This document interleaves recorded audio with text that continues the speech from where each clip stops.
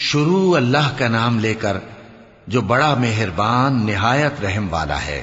بکھیرنے والی ہواؤں کی قسم جو اڑا کر بکھیر دیتی ہیں، پھر پانی کا بوجھ اٹھاتی ہیں، پھر آہستہ آہستہ چلتی ہیں، پھر اس چیز کو یعنی بارش کو تقسیم کرتی ہیں کہ جو وعدہ تم سے کیا جاتا ہے وہ یقیناً سچا ہے، اور انصاف کا دن ضرور واقع ہوگا۔ اور آسمان کی قسم جس میں کئی رستے ہیں کہ اے اہل مکہ تم ایک اختلاف والی بات میں پڑے ہوئے ہو، اس سے یعنی عقیدہ آخرت سے وہی پھرتا ہے جو اللہ کی طرف سے پھیرا جائے۔ اٹکل دوڑانے والے ہلاک ہوں جو بے خبری میں بھولے ہوئے ہیں، پوچھتے ہیں کہ جزا کا دن کب ہوگا؟ وہ دن ہوگا جب ان کو آگ میں عذاب دیا جائے گا۔ اب اپنی شرارت کا مزہ چکھو، یہ وہی ہے جس کے لیے تم جلدی مچایا کرتے تھے۔ بے شک پرہیزگار بہشتوں اور چشموں میں ہوں گے، اور جو نعمتیں ان کا پروردگار انہیں دیتا ہوگا انہیں لے رہے ہوں گے۔ بے شک وہ اس سے پہلے نیکیاں کرتے تھے، رات کے تھوڑے سے حصے میں سوتے تھے اور صبح کے اوقات میں بخشش مانگا کرتے تھے، اور ان کے مال میں مانگنے والوں اور نہ مانگنے والوں دونوں کا حق ہوتا ہے۔ اور یقین کرنے والوں کے لیے زمین میں بہت سی نشانیاں ہیں اور خود تمہاری جانوں میں، تو کیا تم دیکھتے نہیں؟ اور تمہارا رزق اور جس چیز کا تم سے وعدہ کیا جاتا ہے آسمان میں ہے، تو آسمان اور زمین کے مالک کی قسم یہ اسی طرح قابل یقین ہے جس طرح تم بات کرتے ہو۔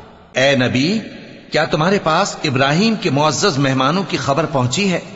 جب وہ ان کے پاس آئے تو سلام کہا، انہوں نے بھی جواب میں سلام کہا۔ دیکھا تو ایسے لوگ کہ نہ جان نہ پہچان۔ پھر وہ اپنے گھر جا کر ایک بھنا ہوا موٹا بچڑا لائے اور کھانے کے لیے ان کے آگے رکھ دیا۔ کہنے لگے کہ آپ تناول کیوں نہیں فرماتے؟ اور ان سے خوف محسوس کیا۔ انہوں نے کہا کہ خوف نہ کیجے، اور ان کو ایک دانش مند لڑکے کی بشارت سنائی۔ تو ابراہیم کی بیوی چلاتی آئیں اور اپنا منہ پیٹ کر کہنے لگیں کہ ایک تو میں بڑھیا، اوپر سے بانجھ۔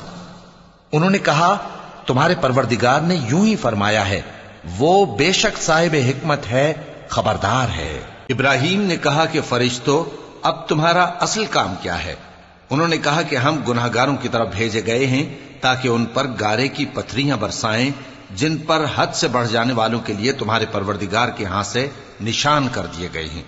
پس وہاں جتنے مومن تھے ان کو ہم نے نکال لیا، پھر اس بستی میں ہم نے ایک گھر کے سوا مسلمانوں کا کوئی گھر نہ پایا، اور جو لوگ عذاب علیم سے ڈرتے ہیں ان کے لیے ہم نے وہاں نشانی چھوڑ دی۔ اور موسیٰ کے حال میں بھی نشانی ہے، جب ہم نے ان کو فرعون کی طرف کھلا ہوا معجزہ دے کر بھیجا تو اس نے اپنی قوت کے گھمنڈ پر منہ موڑ لیا اور کہنے لگا یہ تو جادوگر ہے یا دیوانہ۔ تو ہم نے اس کو اور اس کے لشکروں کو پکڑ لیا اور ان کو سمندر میں پھینک دیا، اور وہ کام ہی قابل ملامت کرتا تھا۔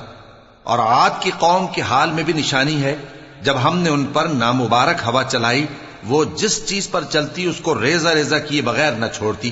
اور قوم سمود کے حال میں بھی نشانی ہے، جب ان سے کہا گیا کہ ایک وقت تک فائدہ اٹھا لو، پس انہوں نے اپنے پروردگار کے حکم سے سرکشی کی، سو ان کو کڑک نے آ پکڑا اور وہ دیکھ رہے تھے۔ پھر وہ نہ تو کھڑے رہنے کی طاقت رکھتے تھے اور نہ مقابلہ کر سکتے تھے، اور اس سے پہلے ہم نوح کی قوم کو ہلاک کر چکے تھے۔ بے شک وہ نافرمان لوگ تھے۔ اور آسمان کو ہم ہی نے اپنی قدرت سے بنایا، اور ہم کو ہر طرح کی قدرت ہے، اور زمین کو ہم ہی نے بچھایا، تو دیکھو ہم کیا خوب بچھانے والے ہیں۔ اور ہر چیز کے ہم نے دو دو جوڑے بنائے تاکہ تم نصیحت حاصل کرو۔ تو تم لوگ اللہ کی طرف دوڑ چلو، میں اس کی طرف سے تم کو صاف صاف خبردار کرنے والا ہوں۔ اور اللہ کے ساتھ کسی اور کو معبود نہ بناؤ، میں اس کی طرف سے تم کو صاف صاف خبردار کرنے والا ہوں۔ اسی طرح ان سے پہلے لوگوں کے پاس بھی جو پیغمبر آتا تو وہ بھی اس کو جادوگر یا دیوانہ کہتے۔ کیا یہ لوگ ایک دوسرے کو اسی بات کی وصیت کر مرے ہیں؟ نہیں، بلکہ یہ شریر لوگ ہیں۔ تو اے نبی ان سے منہ موڑ لو، تم کو ہماری طرف سے ملامت نہ ہوگی، اور نصیحت کرتے رہو کہ نصیحت مومنوں کو نفع دیتی ہے۔ اور میں نے جنوں اور انسانوں کو اسی لیے پیدا کیا ہے کہ وہ میری عبادت کریں۔